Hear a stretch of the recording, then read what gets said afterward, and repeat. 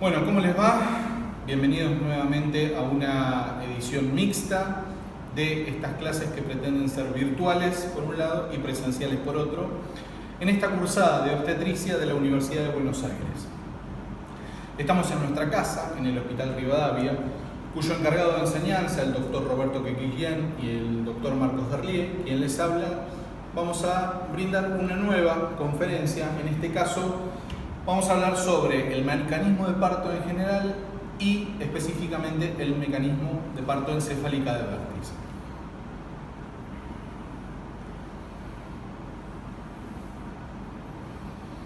Bueno, sabemos que la definición es todo aquel conjunto de movimientos que realiza progresivamente el feto durante su progresión a través del canal de parto, y para esto son necesarias tres cosas. La primera es potencia, es decir, power o motor, que sería la dinámica uterina que empuja al passenger, por otro lado, que es el feto, la segunda de las P, que va a pasar a través de un passage. ¿Cuál es el passage? Bueno, el passage es el canal de parto o el pasaje del parto. Con estas tres P nosotros vamos a tener todo un conjunto de movimientos que ya hemos visto en algún momento en fenómenos activos y pasivos, y los vamos a ver más en forma detenida o más precisamente para esta clase. ¿Cuál es el fundamento de todo esto? Bueno, básicamente para que esto ocurra tiene que haber, por un lado, una fuerza propulsiva y un obstáculo en el canal. Esto obliga sí o sí a una acomodación. Ya vamos a ver que si nosotros tenemos una fuerza que es tanto de los laterales como del fondo, entre comillas, eso será el fondo uterino, que es simétrica, esta estructura va a seguir siendo una estructura redonda. Sin embargo, si las fuerzas laterales son más fuertes que la fuerza vertical, la estructura tenderá a ovalarse. Las fuerzas laterales no son otra cosa que el hueso o la pelvis materna, lo que es mucho más poderosa y mucho más fuerte desde el punto de vista de la resistencia que la fuerza vertical, motivo por el cual el feto se termina acomodando. Y sabemos que el feto tiene tres segmentos: la pelvis fetal, los hombros fetales y la cabeza. Son los tres más o menos parecidos, aunque la cabeza en algunos fetos es ligeramente, desde el punto de vista proporcional, más grande. Por eso, cuando la ecuación se invierte, es decir, que la pelvis viene primero en un parto en pelviana, el riesgo más grande es que la cabeza, que es más grande proporcionalmente que los otros segmentos, cuando la pelvis pasa y los hombros pasan, no hay ningún inconveniente, se quede retenida. Esto se denomina retención de cabeza última, y es una de las cosas que nosotros tenemos que tener en cuenta debido a los peligros. Son 4 los tiempos, los vamos a ir viendo uno por uno y detenidamente qué es lo que ocurre.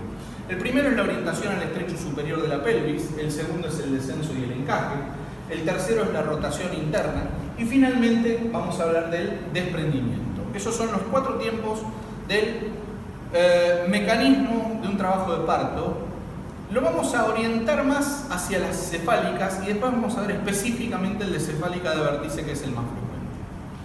La orientación al estrecho superior. Bien, la orientación al estrecho superior es la orientación en particular en el estrecho superior al diámetro mayor.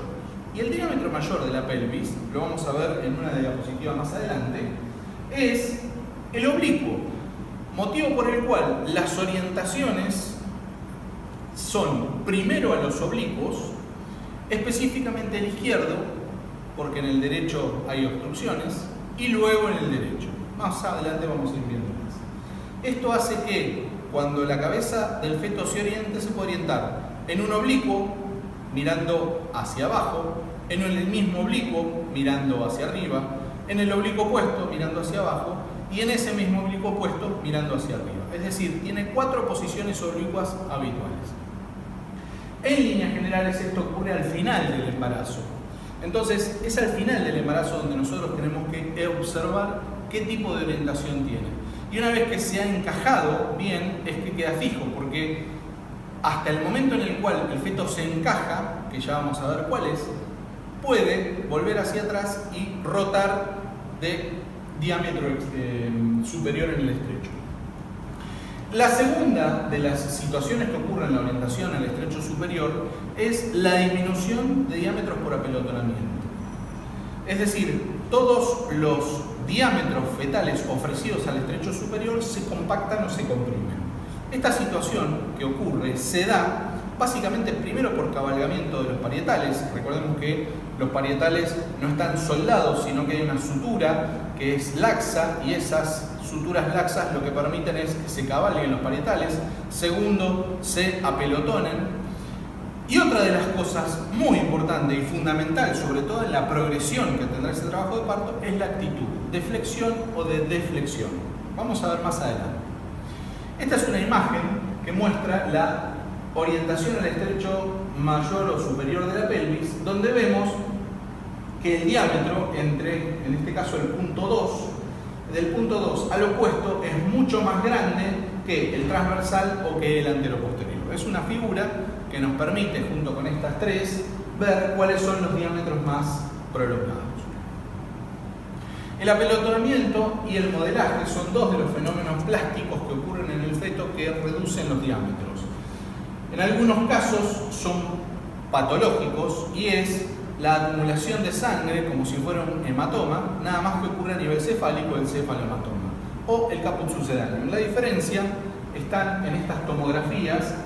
En el caso del lado izquierdo del cefalohematoma, ustedes ven la rotura o el fragmento libre en la cara externa de la tabla externa y de la tabla interna también del cráneo. Es decir, hay una fractura de cráneo. En cambio, a nivel del caput sucedáneo, que es la imagen tomográfica de la derecha, ustedes lo que ven es una colección líquida que no afecta, que está por dentro del cerebro, que no afecta la tabla externa, ¿sí? Esa es la diferencia y obviamente en gravedad. Vamos al tema de la flexión. La flexión es importante entender el concepto de que nosotros estamos frente a un objeto, el feto, que tiene diferentes puntos, diferentes brazos y que está sometido a fenómenos de palanca.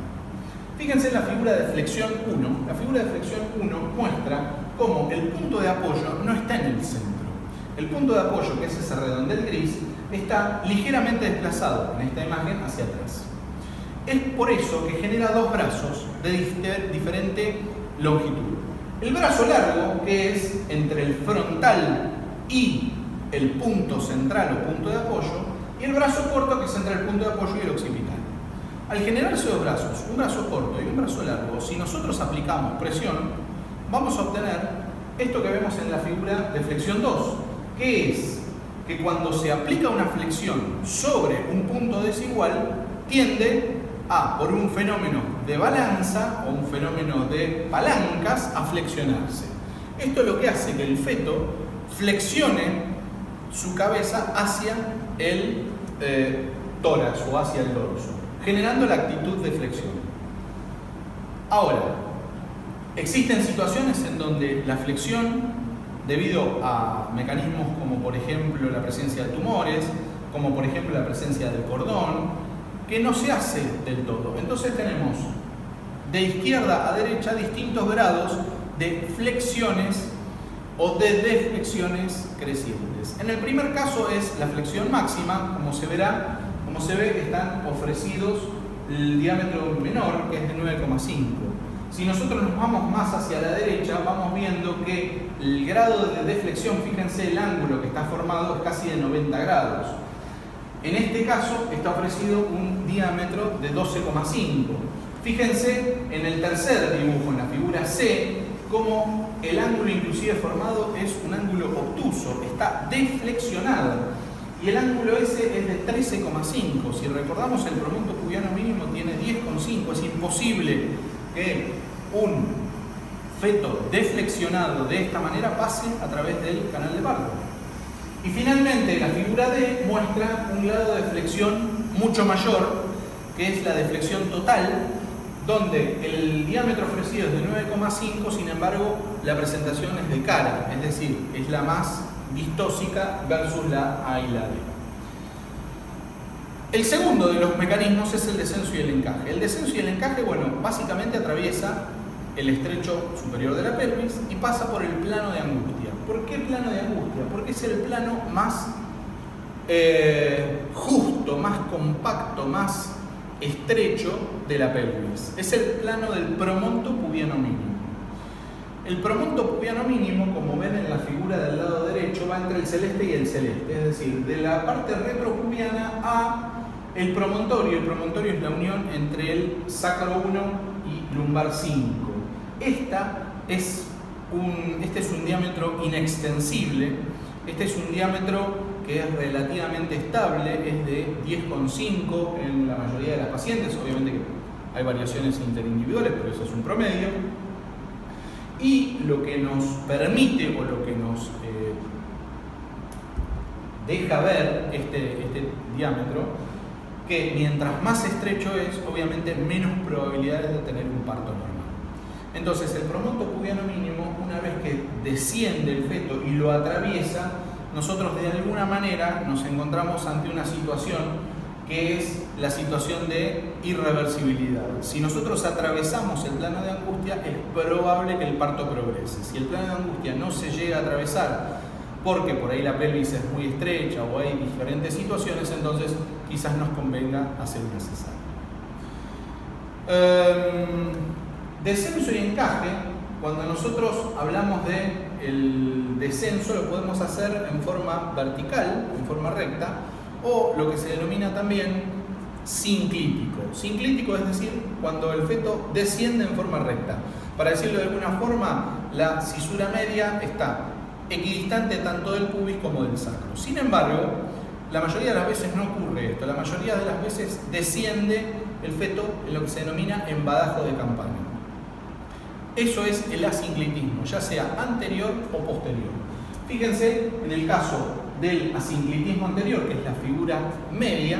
La figura media lo que observa es que lo expuesto al tacto principalmente y desciende primero es con el parietal anterior, es decir, el que está ofrecido al pubis.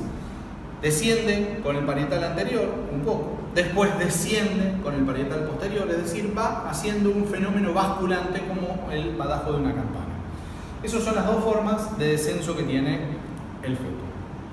El tercero de los tiempos es, una vez que llegó al estrecho inferior de la pelvis, acá lo que tiene que ocurrir es que venía en un oblicuo, sin embargo, en el estrecho inferior de la pelvis, el diámetro mayor es antero-posterior. Al ser antero-posterior, nosotros tenemos que hacer una rotación del oblicuo al diámetro antero-posterior.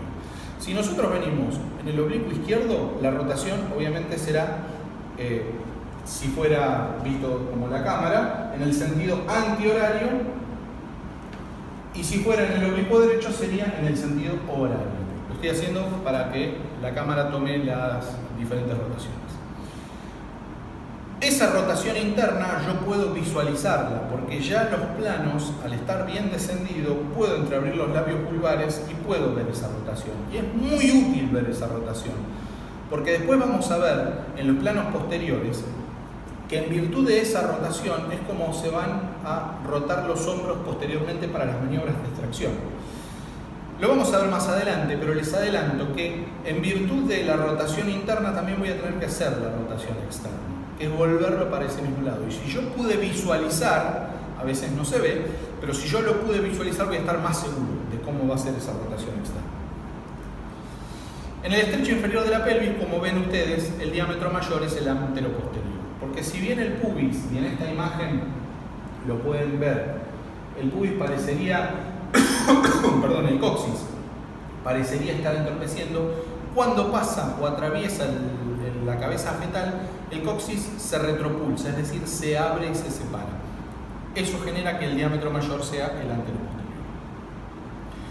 Pero aparte están los ligamentos, lo que generan un embudo o un infundiblo que facilita la rotación. Los ligamentos sacrociáticos, como vemos en la figura esta del estrecho inferior de la pelvis, también muestran cómo se transforma la pelvis en un embudo, y esto es lo que permite girar al feto.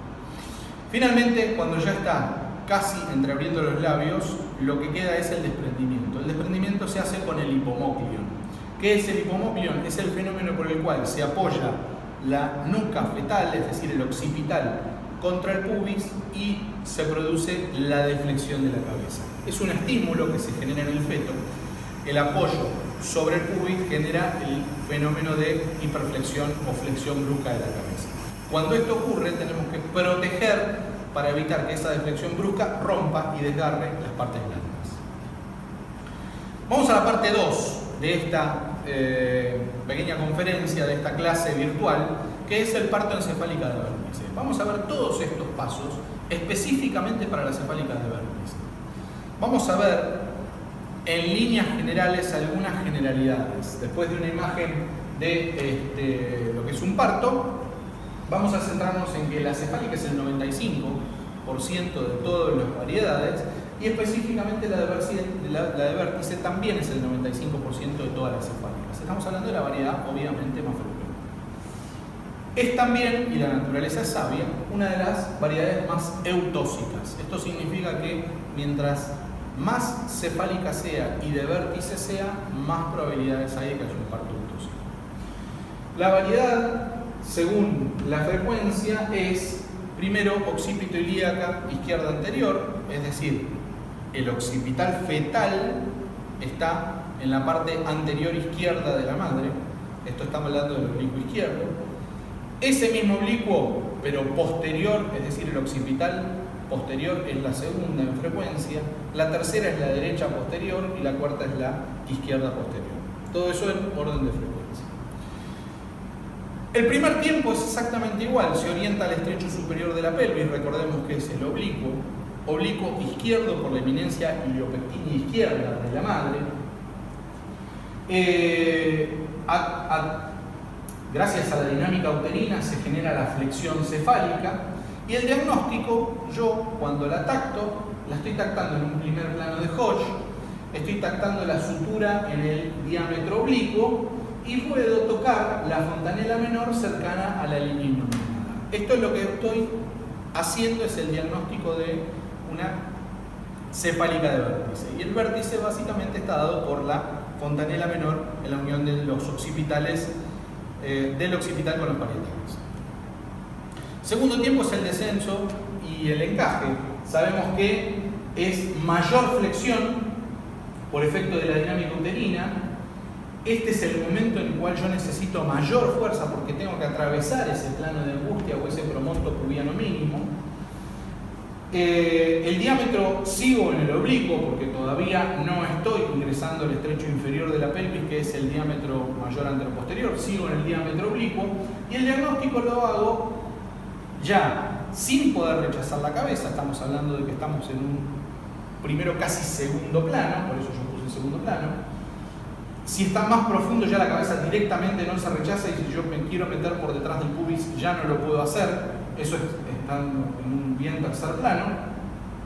Tacto bien la cisura y acá sí se fija la variedad de posición. Acá sí digo, bueno, tengo la fontanela, en la eminencia iliopectinia izquierda, entonces estamos hablando de una occipito ilíaca y como está hacia anterior, entonces una occipito ilíaca izquierda anterior. Acá ya sí puedo hacer el diagnóstico de posición. El tercer tiempo, como yo les decía, es la rotación interna que rota para colocarse en el diámetro antero-posterior de la pelvis. Cuando está ocurriendo esta orientación y esta rotación, están también los hombros. Y los hombros están dos tiempos de diferencia por detrás. ¿Qué significa? Que cuando está ocurriendo el tercer tiempo del mecanismo encefálica de vértice, está ocurriendo el primer tiempo de los hombros, que es la orientación al estrecho superior. Cuando se hace la rotación interna, los hombros están en forma perpendicular. Esto significa que la rotación interna de la cabeza obliga a que los hombros se ubiquen en el primer tiempo, orientación al estrecho superior, y estamos hablando de que oblicuo.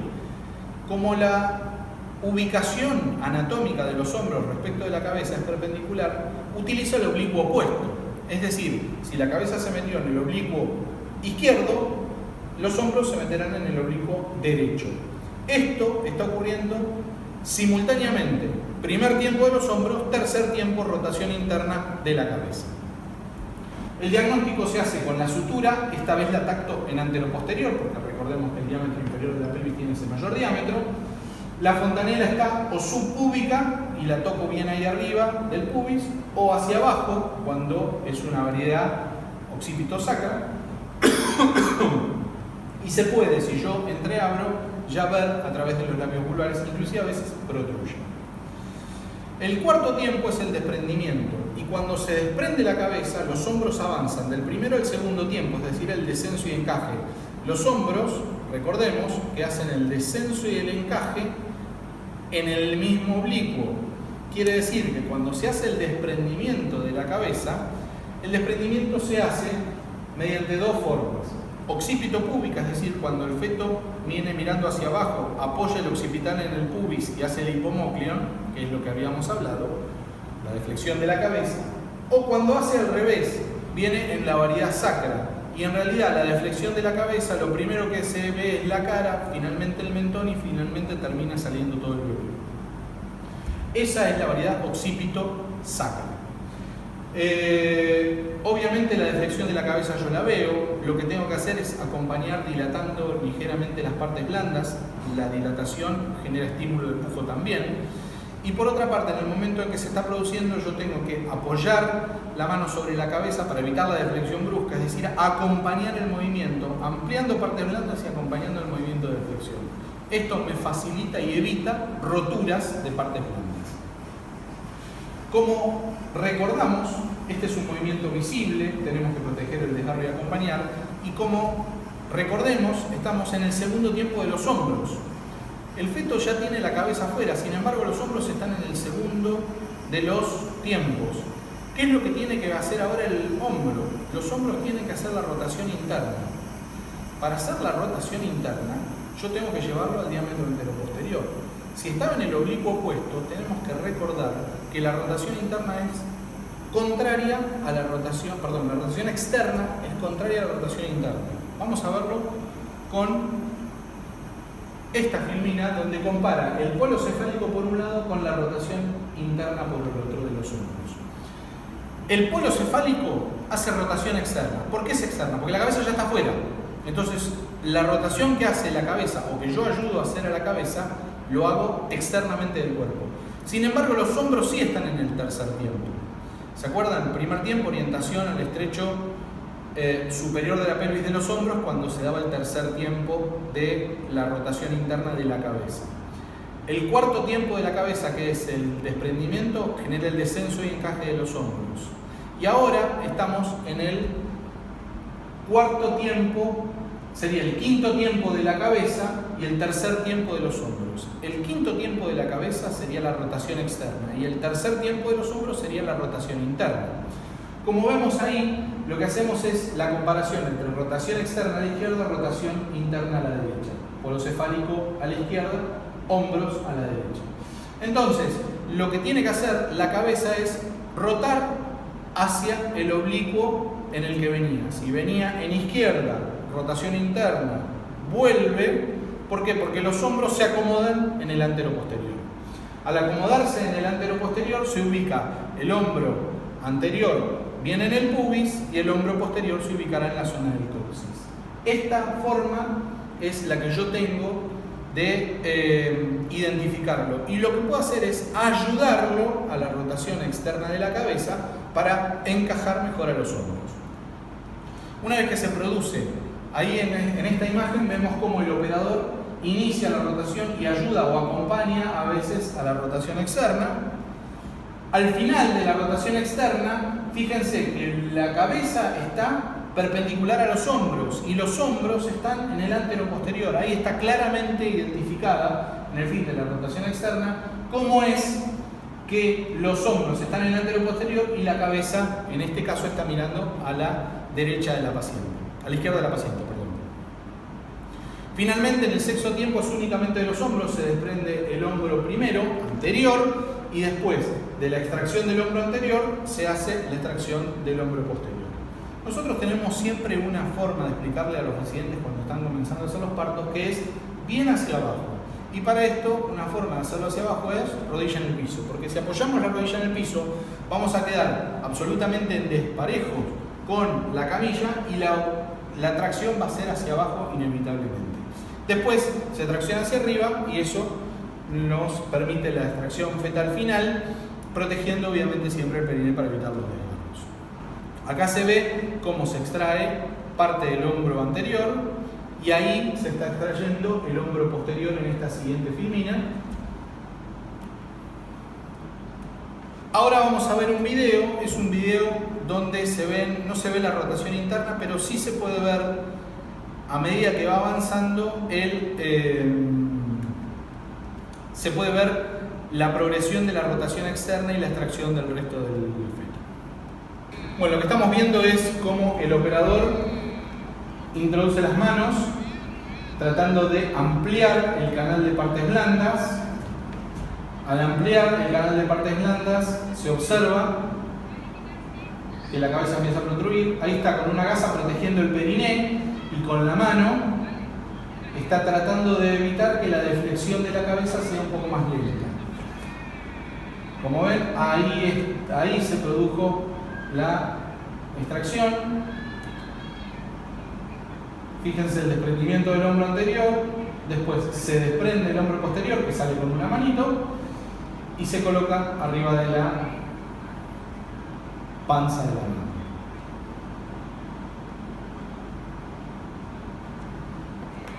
Ese es el video de nuestro parto.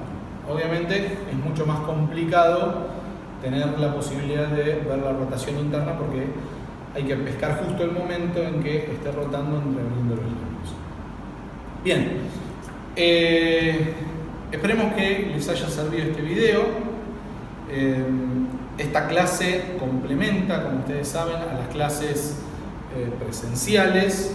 Si tienen algún tipo de duda o alguna cuestión que ustedes deseen ampliar, ya saben, en cursadoobstetricia.blogspot.com o cualquier duda que tengan al Twitter del Dr. Roberto Keklikian, que es el titular de esta cátedra, @rkekli.com. Estamos siempre tratando de incorporar clases nuevas, así que esperemos vernos en una próxima clase. Muchas gracias.